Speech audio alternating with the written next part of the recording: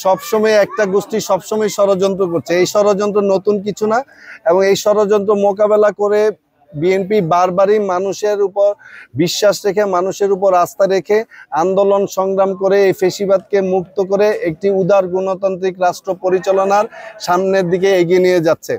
এখন কেউ যদি এটা ষড়যন্ত্র করে এই অগ্রযাত্রাকে বাধাগ্রস্ত করতে চায়, অবশ্যই এই দেশের মানুষ সেটা রাজপথে মোকাবেলা করেই তার দাঁত ভাঙ্গা জবাব দিবে। আমরা আমাদের দল হলো, আমরা বাংলাদেশের মানুষের উপর আস্থাশীল, মানুষের উপর আমাদের বিশ্বাস রয়েছে, মানুষের চিন্তা চেতনার উপর আমাদের শ্রদ্ধা রয়েছে। অতএব বাংলাদেশ জাতীয়তাবাদী দল বাংলাদেশের মানুষের মনের আশা আকাঙ্ক্ষার উপর ভিত্তি করে রাজনীতিটা করছে। অন্য আমাদের নিজস্ব কোনো এজেন্ডা নেই। আজকে আপনারা জানেন যে বাংলাদেশ জাতীয়তাবাদী দলের ভারপ্রাপ্ত চেয়ারম্যান জনাব তারেক রহমান 31 দফা জাতির সামনে উপস্থাপন করেছেন। এই 31 দফা কিন্তু বাংলাদেশ জাতীয়তাবাদী দলের 31 দফা না, এটা বাংলাদেশের মানুষের 31 দফা। প্রত্যেকটি মানুষের, প্রত্যেকটি গোষ্ঠীর, প্রত্যেকটি কমিউনিটির মানুষের সাথে আলোচনা করেই তারেক রহমান 31 দফা বাংলাদেশের মানুষের কাছে উপস্থাপন করেছেন। কৃষকের সাথে কথা বলেছেন, ছাত্রদের সাথে কথা বলেছেন, মহিলাদের সাথে কথা বলেছেন, সব শ্রেণীর মানুষের সাথে কথা বলে বাংলাদেশের মানুষের আশা আকাঙ্ক্ষার প্রতীক হিসেবে 31 দফা জাতির সামনে উপস্থাপন করেছেন।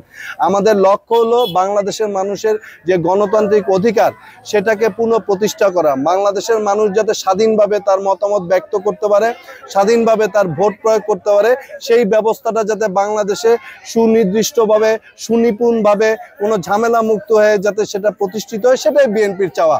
অতএব এটা শুধু বিএনপির চাওয়া না, বাংলাদেশের অধিকাংশ মানুষের চাওয়া। তবে আপনার প্রশ্নটার সাথে আমি এটাও বলতে চাই যে ষড়যন্ত্র অব্যাহত রয়েছে, ষড়যন্ত্র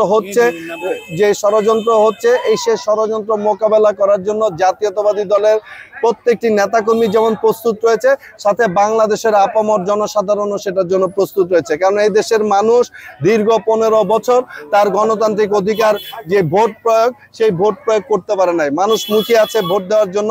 অতএব ভোট না হওয়ার পক্ষে যারাই ষড়যন্ত্র করবে তারা ইতিহাসের রাস্তা করে নিক্ষিপ্ত হবে বলে আমাদের বিশ্বাস।